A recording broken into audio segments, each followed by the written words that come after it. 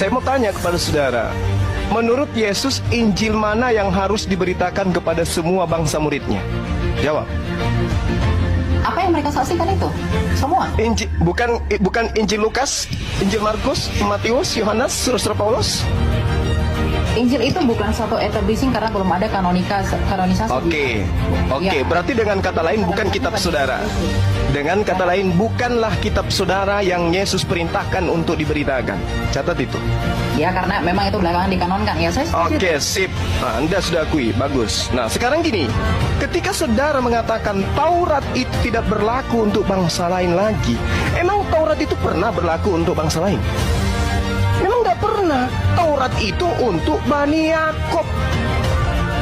Jadi Yesus mati di atas tiang salib untuk membatalkan hukum Taurat untuk Kristen itu nggak nyambung. Yesus datang membatalkan hukum Taurat di atas tiang salib untuk Kristen, nggak nyambung. Efesus 2 nomor 15, dengan matinya Yesus, dia telah membatalkan hukum Taurat beserta segala ketetapan yang ada di dalamnya. Itu nggak nyambung itu. Kenapa Yesus Paulus mengajarkan itu? Orang Farisi ini mengajarkan itu. Kenapa? Karena target sasarannya adalah orang-orang yang tidak bersunat. Target sasarannya adalah orang-orang pemakan babi. Mohon maaf. Target sasarannya adalah penyembah-penyembah dewa. Siapa itu? Kekaisaran Romawi Yunani. Itu target sasarannya.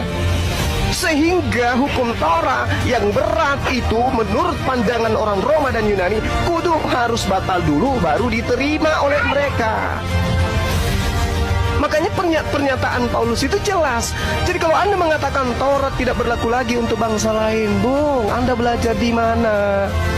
Hukum Taurat itu untuk Bani Israel, bukan untuk non-Israel.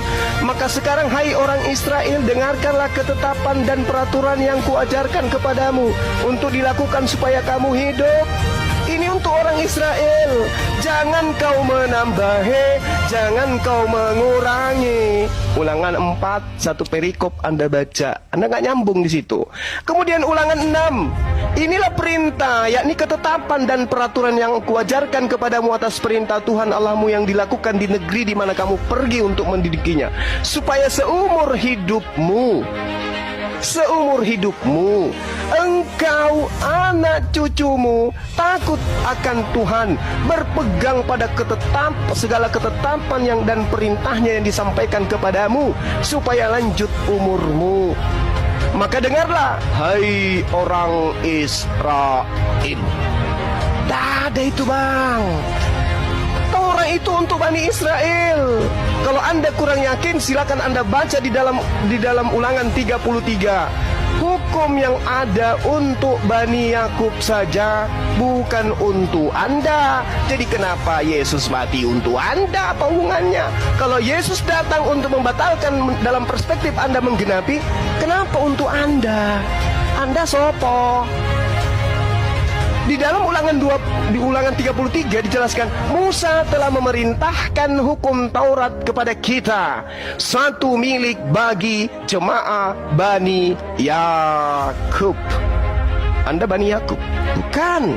Satu lagi, Yeremia 31:31, aku akan membuat perjanjian baru dengan Bani Israel dan Bani Yehuda. Anda Bani apa? Hah? Bukan Anda. Jadi ngapain Yesus mati di atas tiang salib untuk Anda? Ngapain? Tujuannya untuk membatalkan hukum Taurat. Iya, berarti Yesus untuk Bani Israel, bukan untuk Anda. Kalaupun dia dibaksakan untuk mati sebagai persembahan kepada dewa, dia dipersembahkan untuk Bani Israel, bukan untuk Anda. Kecuali Anda benar-benar Romawi dan Yunani yang dihadiahkan konsep Tuhan, dihadiahkan kitab, baru betul. Aku ini adalah Bani Romawi dan Yunani, pengikut Paulus yang meminjam nabi yang datang kepada Bani Israel untuk kami tuhankan. Itu baru betul. Saya jempol kalau Anda jujur di situ. Yang pertama, Anda sudah mengakui jemaat mula-mula yang didirikan oleh Petrus adalah jemaat bersunat. Berarti mereka bukan Kristen. Mereka adalah Bani Israel yang percaya Yesus utusan Tuhan, belum terkontaminasi dengan ajaran Farisi. Sedangkan yang di Antioquia murni mutlak absolut pengajaran Farisi. Muncullah Kristen penyembah manusia, dan itu Anda aminkan hari ini. Makanya saya tanya, Injil mana? Injil Lukas? Bukan. Markus? Bukan. Injil yang mana? Ya Injil Yesus. Mana Injil Yesus itu? Baca kitab Anda. Kalau Anda punya Bible, saya ajarin sekarang.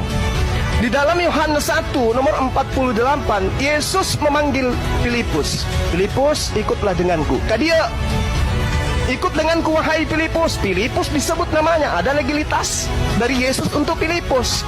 Lalu kemudian di Kisah Para Rasul 8 di nomor 35, Filipus memberitakan tentang Injil Yesus. Dor. Yang diajarkan oleh Filipus adalah Injil Yesus, bukan Injil Lukas, Markus, Matius, Yohanes, bukan.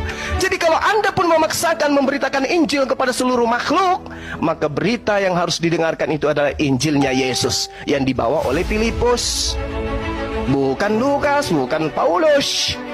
Sadari itu kalau Anda memang benar-benar ingin selamat. Yesus punya Injil sendiri yang diberitakan muridnya Filipus, dan Filipus mendapatkan legitimasi jelas. Sementara Paulus, Lukas, Markus, pengarang Matius, pengarang Yohanes, pengarang Markus, itu tidak ada legitimasi dari dia, dari Yesus. Sementara sumber firman, bahkan kalian mengatakan firman itu adalah sang firman, itu adalah Yesus. Sang firman memberikan legitimasi kepada Filipus, bukan kepada penulis Injil Anda. Jadi Injil Anda itu bukan yang harus diberitakan ke seluruh dunia. Simpan itu di peti, cari Injil Filipusnya, beritakan kepada dunia. Disitulah yang benar. Injil Filipus masih ada sisanya. Yesus menikah dengan istrinya Maria. Silakan.